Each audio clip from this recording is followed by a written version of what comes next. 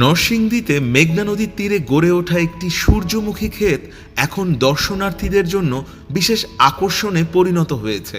একসময় যেখানে ভোজ্য তেল উৎপাদনের উদ্দেশ্যে সূর্যমুখী চাষ করা হতো, সেখানে এখন প্রতিদিন হাজারো মানুষ ভিড় করছেন প্রকৃতির সৌন্দর্য উপভোগ করতে। বিস্তীর্ণ হলুদ সূর্যমুখী ফুলের মাঠ জুড়ে দর্শনার্থীরা ঘুরে বেড়াচ্ছেন, ছবি তুলছেন এবং প্রকৃতি উপভোগ করছেন। সেখানকার এক কৃষি উদ্যোক্তা জানান, শুরুতে তারা কেবল তেল বীজ উৎপাদনের উদ্দেশ্যেই সূর্যমুখী চাষ করতেন।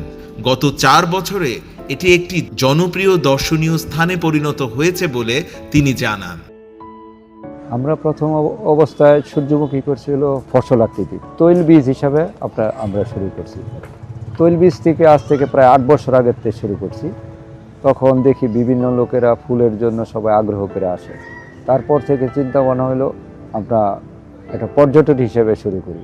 আস্তে আস্তে শুরু করতে করতে বিগত 4 বছর ধরে আমরা মোটামুটি ভালো গ্রেনার এবং 4 বছর ধরে সূর্যমুখীর জন্য বিশাল একটা সমাহার পড়ছে। দর্শনার্থীরা বলেন, নদী তীরের পরিবেশ মনকে প্রশান্ত করে তোলে। পরিবার ও বন্ধুদের সঙ্গে সময় কাটানোর জন্য জায়গাটি দারুণ। আসলে শীতের এই সময়টা অনেকগুলো সূর্যমুখীর বাগান তো সচরাচর দেখা যায় না। এই সময় এরকম একটি খোলামেলা পরিবেশ, নদীর কিনারে সূর্যমুখীর বাগান, এগুলো দেখলে মন ভালো লাগে। অবসর সময়গুলো আসলে এখানে পরিবার পরিজনে কাটাতেও আনন্দ অনুভব হয়। তাই আর কি এই সূর্যমুখীর বাগানে আসা, ঘুরে দেখা, কিছু ভালো মুহূর্ত পার করা।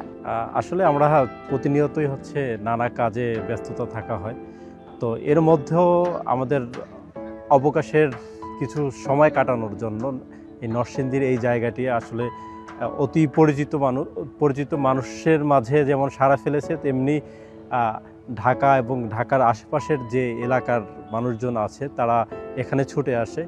প্রতি দর্শনার্থীদের জন্য 50 টাকা প্রবেশ মূল্য নির্ধারণ করা হয়েছে। উদ্যোক্তাদের ভাষ্য অনুযায়ী এই পর্যটন আকর্ষণ থেকে তারা প্রতিদিন হাজার হাজার টাকা আয় করছেন। মিনহাজ রহমান, ডেস্ক রিপোর্ট, নয়া শতাব্দী।